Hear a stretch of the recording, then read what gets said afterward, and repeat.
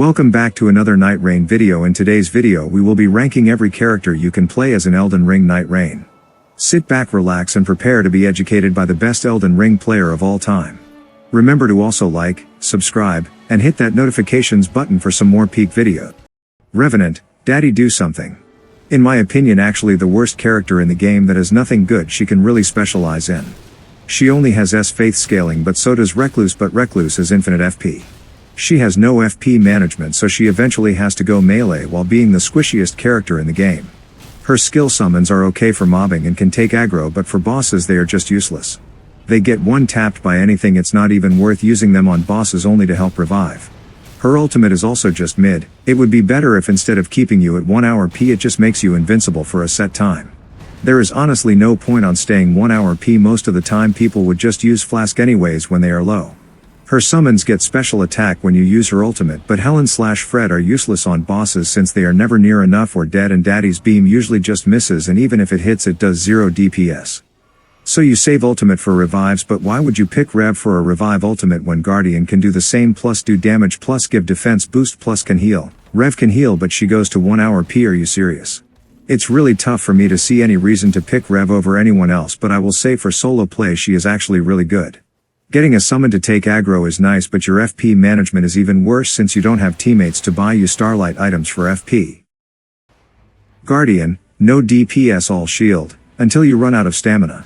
Most of the time as Guardian I feel like I do no damage, since if I waste my stamina attacking I won't have enough left to block anything. Since his dodge is hot garbage you have to utilize block.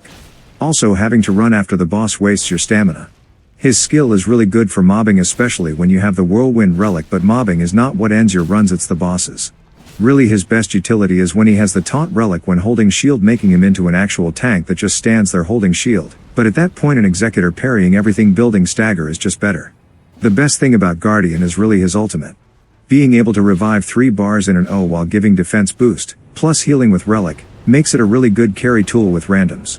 You just have to hope they can do enough DPS, and even then the best defense is a good offense. Building him is also really troublesome since you have to find a good thrusting weapon plus shield plus stamina modifiers plus guard boost / counter boons plus health boons to really stay tanky while doing better DPS. Raider, Stagger Demon. Strength build is still just really good. Spamming double colossal weapon jumping attacks builds a lot of stagger. Taking hits builds up his skill into a huge move that does immense stagger damage, pretty much guaranteed stagger. Really good for interrupting bosses when they try to do any big move or if they try to buff themselves, Libra or Fulgore. My biggest issue with him is his ultimate sucks ass. More often than not it's actually detrimental to the team. Sometimes the boss gets stuck inside the box and you can't see what move it's winding up, leading to you getting hit.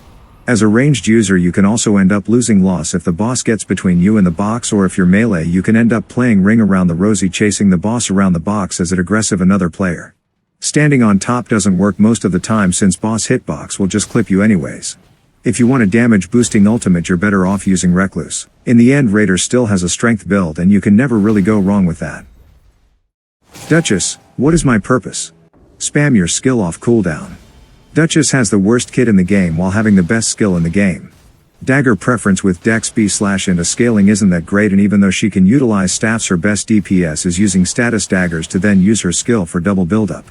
Her ultimate is arguably useless. If everyone is down at 3 bars Guardian or Rev is better for reviving since going invisible doesn't guarantee a revive. You still have to smack them with a dagger for like 5 seconds each while not hitting the boss that is probably right on top of them.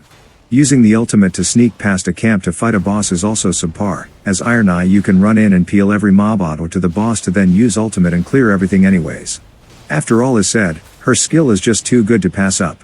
Using Iron Eye Mark with an Executor popping the Mark with bleed and then using Duchess skill is insane damage. Getting the relic that makes it so the Mark auto use after dagger combo also helps with her DPS / status buildup. If it wasn't for her skill she would be the worst character in the game. Executor, actual unkillable god, if you're a parry god. Most people I see either choose 2 ways to play Executor: play only Cursed Sword Sekiro style walking ever so slowly the whole time, or dropped katanas only spamming status effects. The actual best way to play Executor is switching between the forms fluidly. Most people don't know that the action of using his skill, the animation of pulling out the sword, is a parry. Meaning you should use your normal katanas for offense, and when you get targeted by the boss use your skill to start parrying. losing no health, and build up stagger damage to then use your Sacred Slash. Adding your ultimate in the mix whenever you do get low makes Executor actually unkillable. The only reason why I don't put him S over Wildair is because you actually have to be good enough to parry for his skill to be useful. It does really good stagger build-up. Tied with Iron Eye at being the best at solo play. Katanas are also still op. Next up, Wildair, overall safest character in the game with consistent damage potential. Wildair passive can help save you if you ever get one tapped, really good for solo play as it counts as a free revive plus 1 revive from update plus the 2 guaranteed from shops plus 1 if you get lucky from drops. His skill is really good for traversing the map quickly, but its potential is unlocked when you get his remembrance relics that add 1 extra charge plus the fire combo. This turns the skill into one of the better ones in the game by allowing you to consistently stick to an enemy the whole time while dealing damage.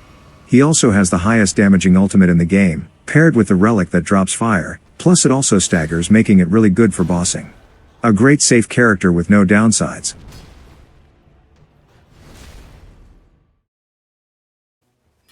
Recluse, what more can I say? A magic user with infinite FP, what can be more broken than that, besides Iron Eye? Learning what spells you can gain from her skill is key to unlocking her full potential. Her ultimate is in my opinion the best in the game, marking an enemy and allowing your team to spam their best skill/spell while keeping HP max is crazy. You can also use it defensively by pairing it with a stagger ultimate or skill, Raider, allowing your team, if everyone is low health, to get to max HP while dealing max DPS. Only thing stopping you is stamina. Her remembrance relics are very good, with one giving you Terra Magical every time you use skill and the other giving you damage boost on ultimate, net increase on damage. I do find Recluse to be the harder characters to use solo since her survivability is the lowest and bosses only target you, making it tough to use longer spell animations. Let's start it off with Iron Eye in S tier, easily the best characters in the game to the point where I believe he is overtuned. His passive is item discovery plus for the whole party, the second best overall boon behind rune acquisition. His skill is the most overtuned skill in the game. Not only does his count as iframes, it also marks the enemies so they take more damage, and if you do enough damage you can pop the mark to do even more damage. It also does huge stagger damage. You can also use it to reposition since the skill can be freely aimed, allowing you to do crazy U-turns. His ultimate is also one of the best in the game. Guaranteed stagger, can cancel bosses out of their big moves, plus huge O, kills every mob in sight, also hits for 2 revive bars. I also recommend people try out melee Iron Eye, get the relic that gives 2 skill charges and become a ninja. Insanely fun character and probably also the best at solo play.